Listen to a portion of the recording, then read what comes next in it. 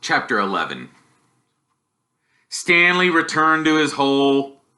It wasn't fair. Mr. Pendanski had even said his fossil was interesting. He slammed his shovel into the ground and pried up another piece of earth. After a while, he noticed X-Ray had come by and was watching him dig. "Hey, caveman, let me talk to you for a second," X-Ray said. Stanley put down his shovel and stepped up out of his hole. "Say, listen," said X-Ray. "if you find something else, give it to me, okay?" Stanley wasn't sure what to say. X-Ray was clearly the leader of the group, and Stanley didn't want to get on his bad side. "Well, you're new here, right?" said X-Ray. "I've been here for almost a year. I've never found anything. You know, my eyesight's not so good. No one knows this, but you know why my name is X-Ray?"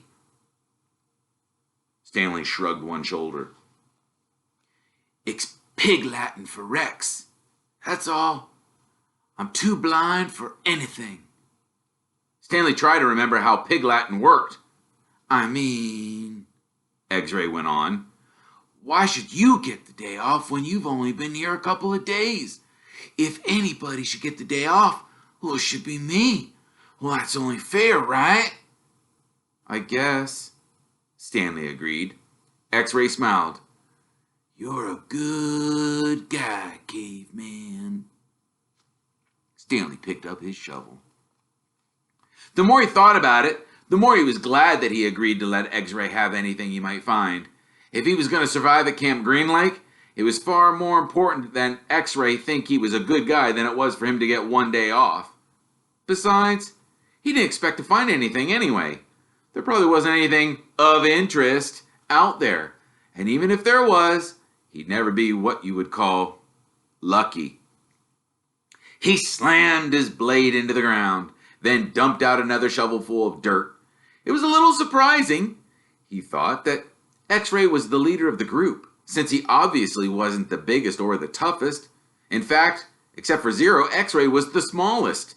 Armpit was the biggest. Zigzag may have been taller than Armpit, but that was only because of his neck. Yet Armpit and all the others seemed to be willing to do whatever X-Ray had asked of them. As Stanley dug up another shovelful of dirt, it occurred to him that Armpit wasn't the biggest. He, the caveman, was bigger. He was glad they called him Caveman. It meant they accepted him as a member of the group. He would have been glad even if they had called him Barf Bag. It was really quite remarkable to him. At school, bullies like Derek Doone used to pick on him.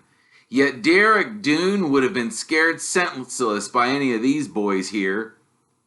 As he dug his hole, Stanley thought about what it would be like if Derek Doone had to fight Armpit or Squid. Derek wouldn't stand a chance. He imagined what it would be like if he became good friends with all of them, and then for some reason they all went to him and to his school, and then Derek Doone tried to steal his notebook. "Hey, just what you think you're doing?" asked Squid, as he slams his hands into Derek Doone's smug face. "Yeah, Caveman's our friend," said Armpit, grabbing him by the shirt collar. Stanley played this scene over and over again in his mind, each time watching another boy from Group D beat up Derek Doone. It helped him dig his hole and ease his own suffering. Whatever pain he felt was being felt 10 times worse by Derek Doone.